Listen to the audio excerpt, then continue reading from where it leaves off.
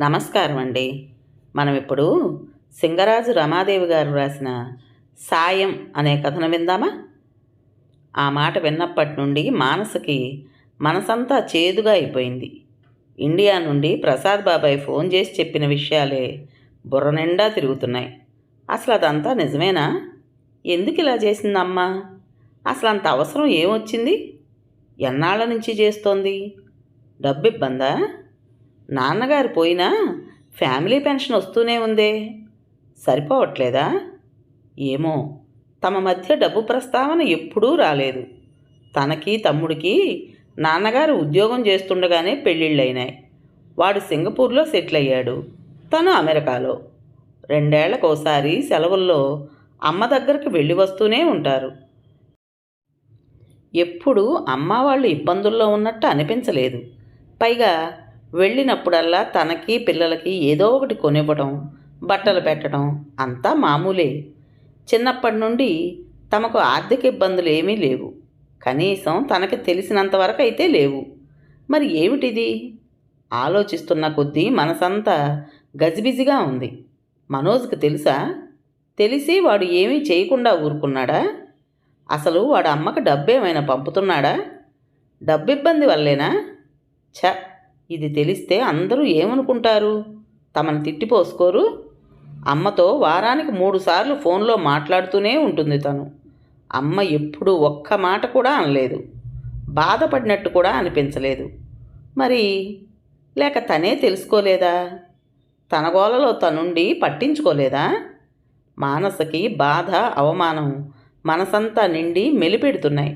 వెంటనే ఫోన్ చేసి అడుగుదామంటే ఏం వినాలో అని భయంగా ఉంది. తమ్ముడికి చేసి మాట్లాడదామంటే వాడికి అసలు విషయం ఎంతవరకు తెలుసో తెలియదు. మర్నాడు అమ్మే ఫోన్ చేసింది మానసకి. చాలా ఉత్సాహంగా మాట్లాడింది. పిల్లల గురించి అడిగింది. అమ్మ అడిగిన వాటికి అన్యమనస్కంగానే జవాబులు చెప్తూ ఉంది మానస. అడగాలి అనుకున్న విషయం ఆమె గొంతు దాటి బయటకు రావడం లేదు. ఆఖరికి అమ్మ ఇంక ఉండనా మరి అంటుంటే మెల్లగా అమ్మా అంది. ఒక్క క్షణం అవతల వైపు నిశ్శబ్దం. తర్వాత చెప్పమ్మా అంది అమ్మ. మొన్న బాబాయ్ ఫోన్ చేశాడు మెల్లగా మొదలుపెట్టింది. అమ్మ ఊహించిందే అనుకుంటా నిట్టూర్పు వదులుతూ ఆ ఏమన్నాడు అడిగింది. మేమంతా చచ్చామనుకున్నావా అమ్మా? ఏ మాతో ఒక్క మాట కూడా అనలేదు? మనోజ్ ఏమీ పంపకపోతే నాకైనా చెప్పకపోయావా? ఎంతో సౌమ్యంగా మెల్లిగా అడుగుదామని ప్లాన్ చేసుకున్నది కాస్త కోపం, ఏడుపు కలగలిపిన గొంతుతో ఒక్కసారిగా అడిగేసింది మానస. ఏంటమ్మా నువ్వు అంటున్నది? పంపటం ఏమిటి? తల్లి భవానీ గొంతులో అయోమయం. అదేనమ్మా, నీకు డబ్బు ఇబ్బంది ఉంటే మాకు చెప్పొచ్చు కదా. అయినా నీ కొడుకు లక్షల్లో సంపాదిస్తున్నాడు. ఏ ఆ మాత్రం పంపలేడా? లేక అక్కడ వాడు కొన్న ఆస్తులకి ఈఎంఐ కట్టడానికి సరిపోతుందా వాడి జీతం? గొక్క తిప్పుకోకుండా అక్కసంతా వెళ్ళగక్కింది మానస. మను, నువ్వేమంటున్నావో నాకు అర్థం కావట్లేదు. అసలు నాకు డబ్బు ఇబ్బంది అని ఎవరు చెప్పారు? నెల నెలా వచ్చే మీ నాన్నగారి పెన్షన్ నాకు బాగానే సరిపోతోంది. నా ఒక్కదాని ఖర్చు ఎంతని? నాకు నువ్వు పంపక్కర్లేదు, నీ తమ్ముడు అంతకన్నా పంపక్కర్లేదు. భవానీ స్వరం కాస్త తీవ్రంగానే వినపడింది. ఆ స్వరానికి మానస కాస్త తగ్గి మరి బాబాయ్ అలా చెప్పాడేమిటి? కొంచెం సంశయంగా అడిగింది. ఏమని చెప్పాడు? అదే, నువ్వు నలుగురిళ్లలో వంటలు చేస్తున్నావని. ఆ మాటలు అంటుంటేనే ఎలాగో అనిపిస్తుండగా ఎలాగోలా అనేసింది. భవాని ఏ భావము లేకుండా అలా అన్నాడా అంది. అబ్బా ప్లీజ్ చంపకమ్మా, అసలు విషయం ఏమిటో చెప్పు. నాకు విన్నప్పటి నుండి మనసులో లేదు. ఎంత బాధగా ఉందో తెలుసా? నిజమేనా అది? ఆతృతగా అడిగింది మానస. నిజమే, స్థిరంగా అంది భవాని. వంట వరకు నిజమే. కాకపోతే నలుగురిళ్ళకి నేను వెళ్ళి చేయట్లేదు. నా ఇంట్లో నేను చేసింది నలుగురు వచ్చి తీసుకువెళ్తున్నారు. అంటే ఇంట్లో మెస్ లాంటిది ఏమైనా పెట్టావా? మానసకి అయోమయం అంతకంతకి పెరిగిపోతోంది. మను, నన్ను అసలు చెప్పనిస్తావా? కాసేపు నువ్వు ఆందోళన పడకుండా, అడ్డు ప్రశ్నలు వేయకుండా వింటాను అంటే వివరంగా చెప్తాను అని చెప్పడం మొదలుపెట్టింది భవాని. కొన్నాళ్ల క్రితం పక్క ఫ్లాట్ ప్రీతి లిఫ్ట్ తెరుచుకుని వాళ్ళ ఇంటి వైపు వెళుతూ హలో ఆంటీ అని పలకరింపుగా నవ్వింది. అప్పుడే సాయంత్రం వంట ముగించి టీవీ ముందు కూర్చున్న నేను, హలో, బాగున్నావా ప్రీతి అంటూ పలకరించాను. నీరసంగా నవ్వుతూ, లేదా ఆంటీ, 2 రోజుల నుండి మోషన్స్, వామిటింగ్స్. ఇప్పుడే డాక్టర్ దగ్గరకు వెళ్ళి మందులు తెచ్చుకున్నాను అంది. అరే అవునా, ఏమైంది? బయట ఫుడ్ ఏమైనా తిన్నారా? పడలేదా అడిగాను. మేము వారంలో 5 రోజులు బయట ఫుడ్డే కదా ఆంటీ. లంచ్ రోజు మా ఆఫీస్ క్యాంటీన్లోనే, రాత్రి కూడా లేట్ అయితే బయట నుంచి ఆర్డర్ చేస్తాం. అసలు 4 రోజుల నుండి ఏం చూసినా కడుపులో తిప్పుతోంది చెప్పుకొచ్చింది ప్రీతి. వాళ్ళ ఆయన, ప్రీతి ఇద్దరూ సాఫ్ట్వేర్ ఉద్యోగాలే. రోజుకు కనీసం 14 గంటల పని, హడావుడి జీవితాలు. అయ్యో, నేను ఇందాకే కాస్త కరివేపాకు కారప్పొడి చేశాను, నోటికి రుచిగా ఉంటుంది, కాస్త ఇవ్వనా అన్నాను. ఇవ్వండి ఆంటీ ఆశగా అంటూ నాతో పాటే లోపలికి వచ్చింది ప్రీతి. ఒక చిన్న స్టీల్ బాక్సులో వేసి ఇచ్చాను. థ్యాంక్స్ ఆంటీ అంటూ, అబ్బా ఎంత నీట్గా ఉందా ఆంటీ ఇల్లు, వంటిల్లు అయితే మరీ అంది. పాడు చేయడానికి ఎవరున్నారని నేను ఒక్కదాన్నే కదా అన్నాను. అయినా కూడా మా ఇల్లు చూడాలి, వార్ జోన్ లాగా ఉంటుంది అంది. మీరిద్దరూ బయటకు వెళ్తారు, పైగా మీ ఇంట్లో చిన్న పాప కూడా కదా, మీకు టైం ఎక్కడ దొరుకుతుంది సర్ది చెప్తున్నట్టు అన్నాను. నిజమే ఆంటీ అని నిట్టూరుస్తూ, వస్తా ఆంటీ అని మళ్ళీ థ్యాంక్స్ చెప్పి వెళ్ళిపోయింది ప్రీతి. తను వెళ్ళిపోయాక సీరియల్ చూస్తున్న ప్రీతి మాటలపైనే ఉంది నా ధ్యాస అంతా.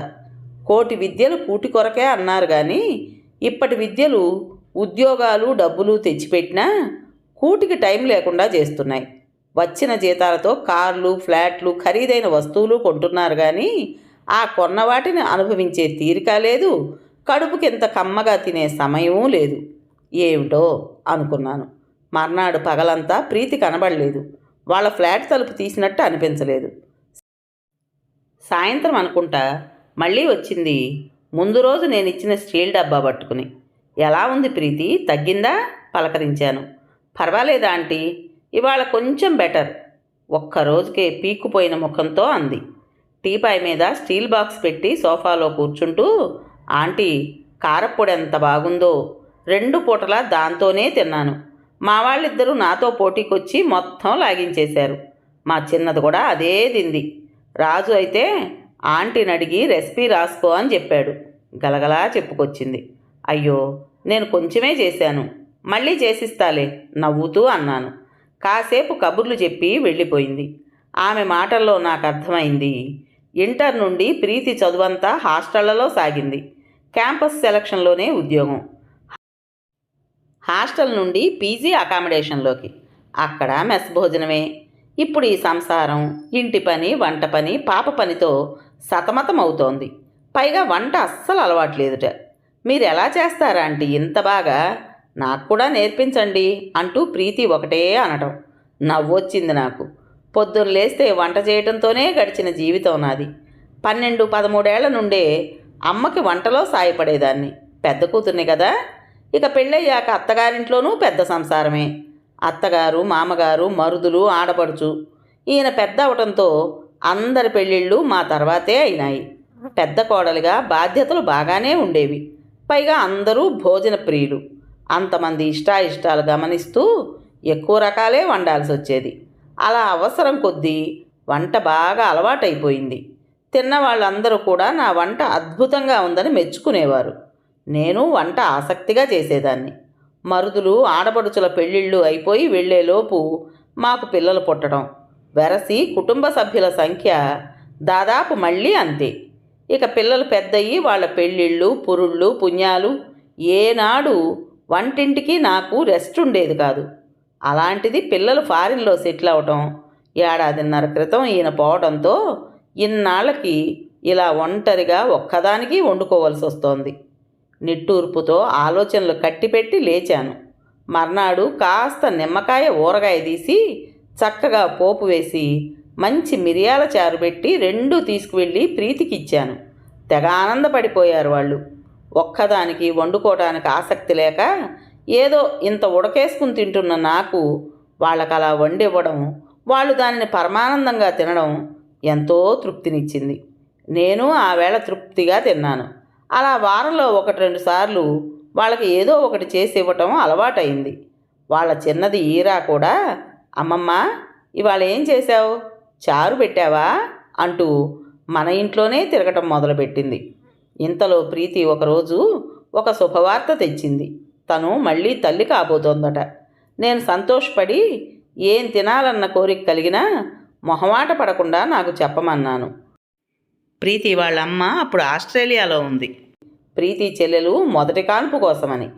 తను చెమర్చిన కళ్ళతో, అలాగే aunty, thank you so much అంది. కానీ అనుకోకుండా తనకు తర్వాతి నెలలో వచ్చిన కొన్ని కాంప్లికేషన్స్తో 1-2 నెలలు జాగ్రత్తగా ఉండాలి అన్నారు. బెడ్ రెస్ట్ తీసుకోమన్నారు. వాళ్ళకి ఇంకా ఇబ్బంది అయింది. వంటరాని ఆ అబ్బాయి తిప్పలు పడుతూ వండటం, కుదరని రోజు బయట తేవడం, అది ఆ అమ్మాయికి సహించక తినకపోవటం. ఇలా వాళ్ళ తిప్పలు చూసి, నా వంటతో పాటు మీకు కూడా చేసి పెడతా కొన్ని రోజులు, మీరు అవస్థ పడకండి అన్నాను. ఓహో, బాగుందమ్మా, వాళ్ళకి ఫ్రీగా చాకరీ చేసి పెడుతున్నావన్నమాట. మధ్యలో ఆపి మానస ఉక్రోషంగా అంది. ఆగు, మొత్తం విను అంటూ చెప్పబోయిన భవానీతో, బబ్లుని స్కూల్ నుంచి తీసుకొచ్చే టైం అయిందమ్మా, తర్వాత మాట్లాడదాం అని ఫోన్ పెట్టేసింది మానస. ఫోన్ పెట్టేసిన భవానీ మనసులో అవే ఆలోచనలు కొనసాగాయి. నిజానికి ప్రీతి వాళ్ళు చాలా మొహమాట పడిపోయారు. వద్దా ఆంటీ, పెద్దవాళ్ళు, మిమ్మల్ని ఇబ్బంది పెట్టలేం అన్నారు. తనే పెద్దదాన్ని, నాకొక్కదానికే పని లేక బోరు కొడుతోంది అంటూ మొత్తానికి ఒప్పించింది. కానీ సరుకులు కూరగాయలు అన్నీ మేమే తెచ్చిపెడతాం, ప్లీజ్ కాదనకూడదు అన్నారు. తను కొంత తర్జన భర్జన తర్వాత సరేనంది. అలా మొదలుపెట్టిన తన సాయం తమ మధ్య ఒక అనుబంధంగా అయిపోయింది. కాస్త కుదుటపడ్డ ప్రీతి రోజు వచ్చి కూర్చుని కబుర్లు చెబుతూ మర్నాటికి కావలసిన కూరగాయలు తరిగి పెట్టేది. ఈరా అక్కడే కూర్చుని హోంవర్క్ చేసుకునేది. తన ఒంటరితనము, నిర్లిప్తత వదిలిపోయి ఉత్సాహంగా అనిపించసాగింది. రోజుకొక కొత్త రకం చేస్తూ ఈరాని ఆశ్చర్యపరుస్తూ ఉండేది. ఆంటీ, మీరు మమ్మల్ని బాగా స్పాయిల్ చేసేశారు, ఇక మిమ్మల్ని వదలం అనేవాడు రాజు. ఇది చూసిన కింద ఫ్లోర్ శ్రేయ, ఆంటీ నాకు వంట నేర్పించండి ప్లీజ్ ఆంటీ, మీ దగ్గర అసిస్టెంట్గా ఉంటా అంటూ తమతో కలిసింది. వాళ్ళ ఇంట్లో కూడా ముగ్గురే. శ్రేయ, ప్రీతి ఇద్దరూ చేరి ఒక వారం పాటు రకరకాలుగా నచ్చజెప్పి నేను చేస్తున్న సాయానికి ప్రతిఫలం ఉండాల్సిందే అంటూ బలవంతాన తన అకౌంట్లో నెలకింత అని వాళ్లే డబ్బులు వేయడం మొదలుపెట్టారు. తను ససేమిరా వద్దంది. నేను కేవలం ఒక మనిషిగా సాయం చేస్తున్నాను, దానికి వెల కట్టద్దు అంది. ఆంటీ, మీ టాలెంట్ మీకు తెలీదు, దానికి మేము అస్సలు వెలకట్టలేం, ఇది మా గురుదక్షిణ అనుకోండి అన్నారు వాళ్ళు. మేము ఆఫీస్లో వర్క్ చేస్తే శాలరీ వస్తుంది, ఇంటి పనికి మాత్రం వాల్యూ ఎందుకు లేదు, ఉండాలా ఆంటీ, మీ శ్రమని ఎవరూ ఎక్స్‌ప్లాయిట్ చేయకూడదు అంది ప్రీతి. నాకు వాళ్ళ మాటలు కొత్తగా అనిపించినా ఆలోచనలో పడేశాయి. రోజు సాయంత్రం ఇద్దరూ వచ్చి పాపం కబుర్లు చెబుతూ మర్నాడు వంటకి నాకు కావలసిన కూరలు తరిగి, టిఫిన్కి పిండేదైనా రుబ్బాల్సింది ఉంటే రుబ్బి అన్నీ రెడీగా పెట్టి వెళ్ళేవాళ్ళు. ప్రీతిని వద్దని శ్రేయానే ఎక్కువగా చేసేది. శ్రేయ కూతురు పింకీ వాళ్ళ ఇంట్లో ఉన్న బ్లాక్ బోర్డ్ ఒకటి తెచ్చి గోడకు తగిలించింది. ఈరా, తను కలిసి దాని మీద టుడేస్ మెనూ అని రాసి దాని కింద ఆ రోజు వంటకాలన్నీ రాసి పెట్టేవాళ్ళు. పక్కనే ఆ కాయగూర బొమ్మలు గీసేవాళ్ళు. ఇద్దరూ చిన్నవాళ్లే. ఒక్కొక్క వంటకి వాళ్ళు ఇంగ్లీష్లో రాసే స్పెల్లింగ్స్ చూసి మేము తెగ నవ్వుకుంటూ ఉండేవాళ్ళం. వాళ్ళు 4 నెలలుగా డబ్బులు అకౌంట్లో వేస్తున్నా ఎందుకో తీయబుద్ధి కాలేదు. అకౌంట్లో బ్యాలెన్స్ చూసుకుంటే ఎంత చిత్రంగా, ఉద్వేగంగా అనిపించింది.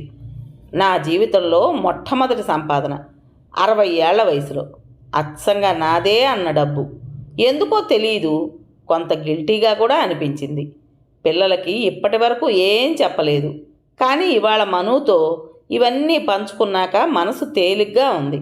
ఆలోచనల నుంచి తేరుకున్న భవానీ ఫోన్లో చెప్పలేకపోయిన ఈ విషయాలన్నీ వివరంగా రాసి మెయిల్ పెట్టింది మానసకి.